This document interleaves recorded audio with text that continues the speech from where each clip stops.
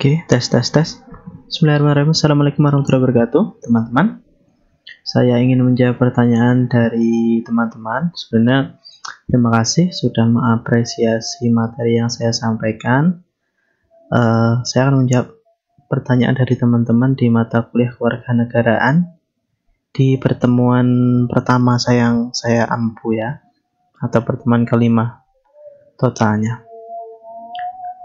Oke, yang pertama dari Taufik Firmansyah, NIM 19 bla bla bla 62. Solusi apa yang harus dilakukan agar hubungan pemerintah pusat dengan suatu daerah terjalin dengan damai?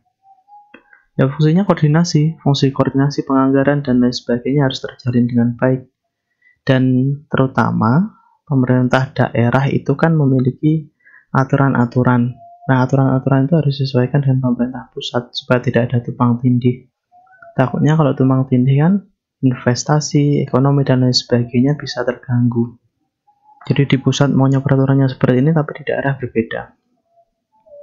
Salah satunya itu sih, tumpang tindih peraturan. Oke, sorry ya, saya masih pakai kaos. Oke, Q&A selanjutnya. Muhammad Wildan Al-Mubarak 19 bla bla bla 42. Bagaimana syarat dan tata cara memperoleh kewarganegaraan Indonesia, Pak?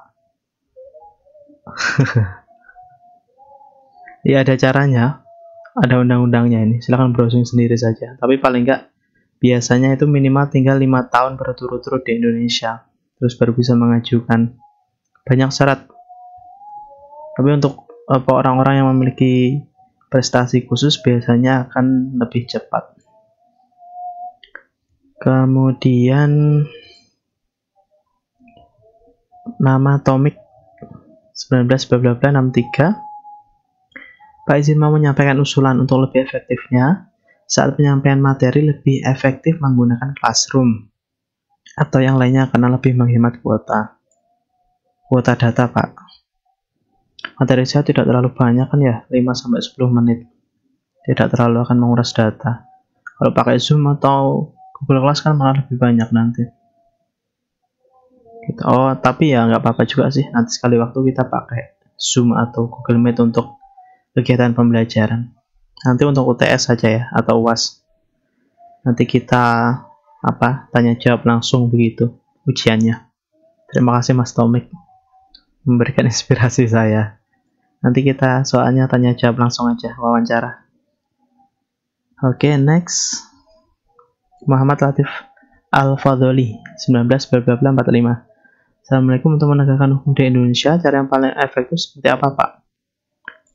Karena semakin kesini pelaksanaan hukum yang ada di Indonesia semakin tidak teratur. Waalaikumsalam.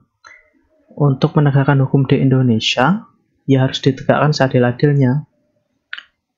Para pemegang kebijakan atau kekuasaan bidang hukum itu harus melaksanakan tugasnya dengan sangat berintegritas. Karena kalau tidak, bahaya sekali. Karena hukum adalah panglima di Indonesia.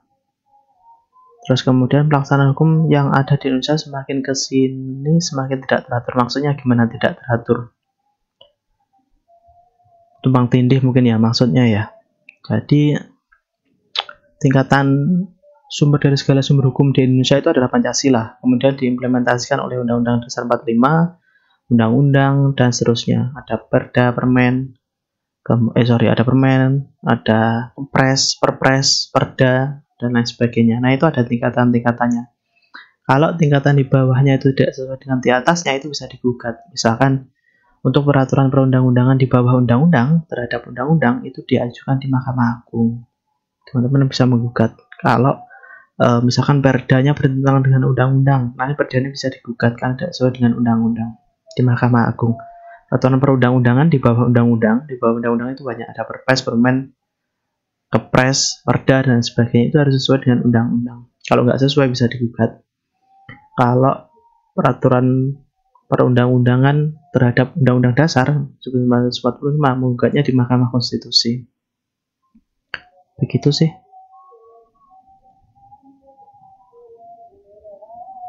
Kemudian Prasetyo Utomo Saya mau tanya aksi bela negara yang sebenarnya itu seperti apa sih Pak? Apakah harus ikut berperang atau gimana? Mohon penjelasan. Ya sesuai dengan tupoksi kita saja. Kita sebagai mahasiswa berarti harus belajar dengan baik, manfaatkan kesempatan untuk belajar dengan baik.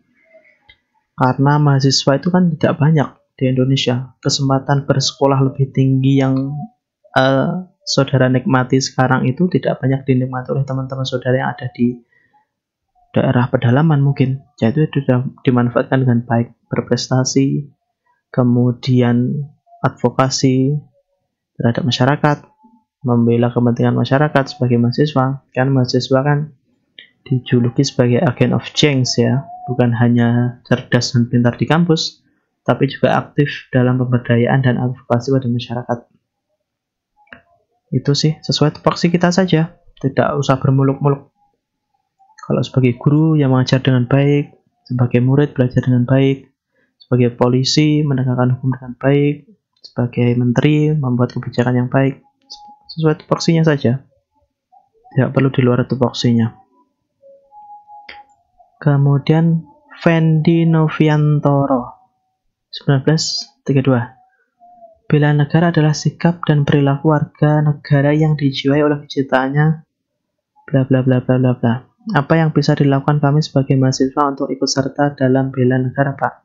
Bersama ya dengan pertanyaan yang tadi. Belajar yang baik, berorganisasi yang baik, turun ke masyarakat supaya dapat feel atau punya rasa untuk membangun masyarakat. Assalamualaikum Pak. Waalaikumsalam. Mohon maaf sebelumnya. Diki Bagus Kurniawan 1926. Ya, saya menggantikan Pak Kunchoro.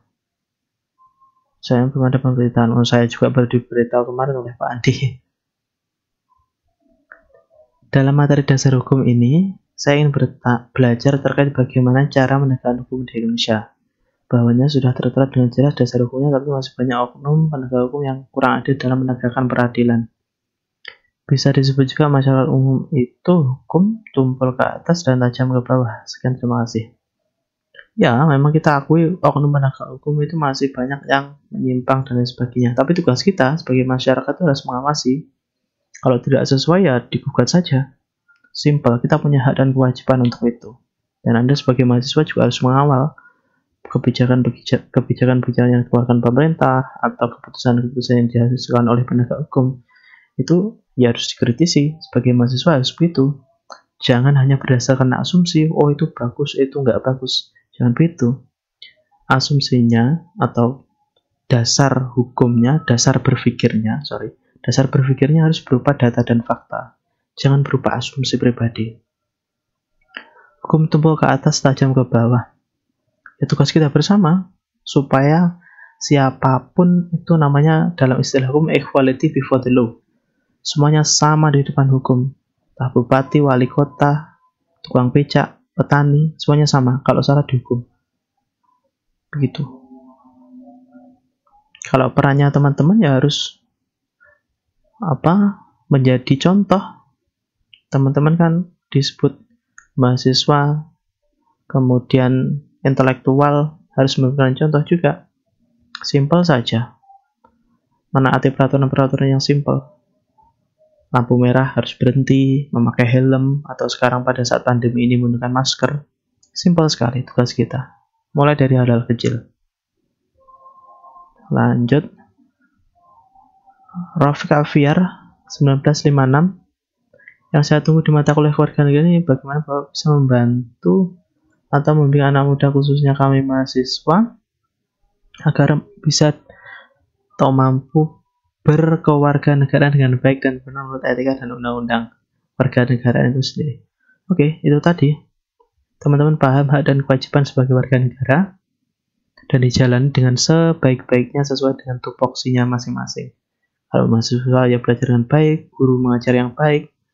Kalau itu bersinergi dengan baik, semuanya tentu akan berjalan dengan baik. Nama Imam Ghazali Kesrek 1936. Saya ingin bertanya pasal 19 tentang bla bla bla gerakan pramuka dan kewiraan. Terus untuk proses pembelajaran saya punya usul yang simpel, ringkas dan mudah mengerti pahami. Saya punya usul yaitu dengan cara simpel, ringkas, dan mudah dimengerti. Pak. Yaitu apa maksudnya? Proses pembelajaran saya punya usul yaitu dengan cara simpel, ringkas, dan mudah dimengerti. Paham ya? Apa ini kurang simpel? Ya, sama seperti tadi ya. Kalau mau pakai Zoom dan sebagainya bisa. Kita juga nanti pas UTS. Kita akan bikin ujian wawancara melalui Zoom. Soalnya tidak ditulis tapi langsung wawancara head to head gitu. Keren itu. Terus kembali pertanyaannya yakni gerakan pramuka dan kewiraan. Sebenarnya pendidikan kewiraan kelihatannya undang-undangnya sudah diganti deh. Tidak lagi kewiraan. Kemudian untuk gerakan pramuka, ya ini kan menanamkan nilai-nilai moral ya sebenarnya pramuka itu.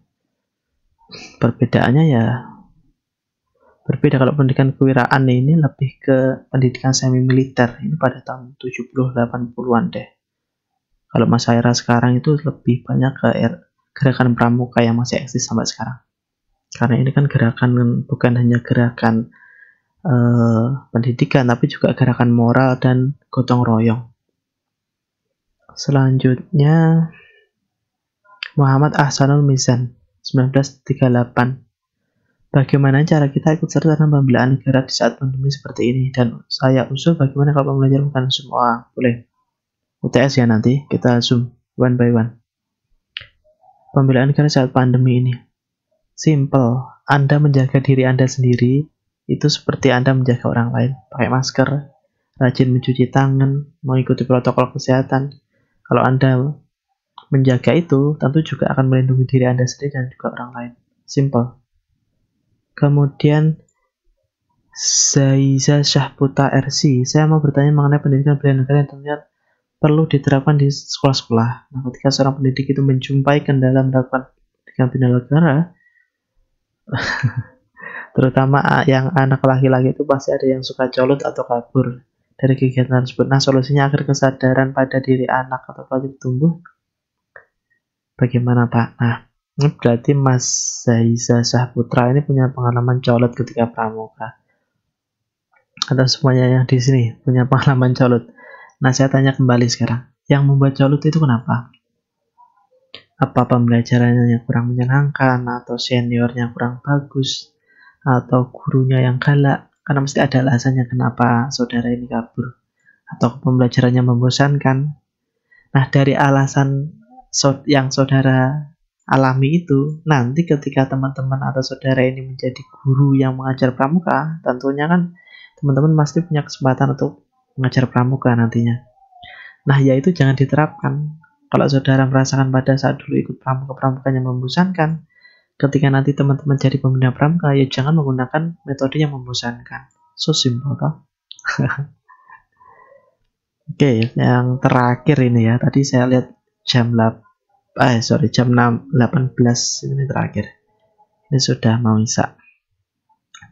Ini terakhir Nafkan Fitra, sebelumnya nama saya Nafkan Fitra Hafidi. Saya mau Bapak mengajar lebih detail tentang integrasi. Karena belakangan banyak orang yang saya dapat masyarakat. Terima kasih. Oke, bukan ya integrasi. Integrasi atau integritas? Integrasi kebangsaan. Jadi teman-teman yang membuat perpecahan dalam masyarakat kita sekarang ini adalah yang pertama, kita tidak memahami dan menyadari bahwa negara kita itu beragam. Ada banyak suku, ada banyak budaya, ada banyak agama, kepercayaan, dan lain sebagainya. Kadang-kadang kita saja sesama dari masyarakat Jawa ya, itu berbeda pendapat, apalagi dengan suku-suku yang lain. Tentunya perbedaannya sangat banyak sekali. Nah, kalau kita mencari perbedaannya, itu akan sangat gampang sekali. Nah, yang kita lupa sebenarnya kita itu jangan fokus pada perbedaannya, tapi fokus pada persamaannya. Nah, ketika kita fokus pada kesamaannya, fokus pada tujuannya, nah tujuan bangsa kita kan sama sebenarnya, mencerdaskan kehidupan bangsa dan lain sebagainya, itu tujuan bangsa Indonesia. Nah, kita fokus pada persamaannya, jangan fokus pada perbedaannya, karena kalau fokus pada perbedaannya akan banyak sekali. Nah, jadi kita akan nggak ada habisnya kalau mengulas perbedaan. Nah, sebaiknya kita fokus pada persamaan persatuan. Saya kira itu sih. Ini Mbak ya berarti, Nafkan Fitra Vidi atau Mas. Nah, Mbak atau Mas. Jadi fokus pada persamaan, bukan perbedaan. Maka kita akan lebih sibuk untuk membangun negara kita, bukan sibuk untuk mencari perbedaan. Oke? Saya kira itu ya, teman-teman. Mohon maaf sekali lagi saya pakai kaos dan ini baru nyampe di rumah. Oke, terima kasih. Wassalamualaikum warahmatullahi wabarakatuh.